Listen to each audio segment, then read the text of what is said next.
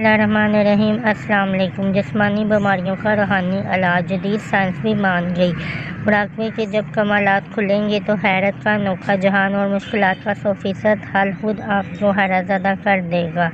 مراقبہ دور جدید کی تمام جدی بیماریوں کا آزمودہ علاج ہے، خاص طور پر ٹینشن، ڈپریشن، ذہنی جسمانی دباؤ، کھچاؤ، نیند کی کمی کا پوری دنیا میں مانا ہوا علاج ہے۔ بڑے بڑے ماہر نفسیات ان تمام بیماریوں کا علاج مراقبے سے ہی کر رہے ہیں۔ جدید سائنس آج اسے امراض کا یقینی علاج قرار دے رہی ہے۔ میڈیٹیشن یعنی مراقبہ ازل سے روحانیت کی ترقی اور مشکلات کے حل کا علاج رہا ہے۔ ہزاروں تجربات کے بعد اب کے قائدین کے لیے مراقبے سے علاج پیش خدمت ہے۔ سوتے وقت اگر باوضو اور پاک سوئیں تو سب سے بہتر، ورنہ کسی بھی حالت میں صرف 10 منٹ بستر پر بیٹھ کر لا تعداد مسلسل اللہ الصمد پڑھیں، اول و آخر 3 بار درود شریف پڑھیں، پھر لیٹ جائیں۔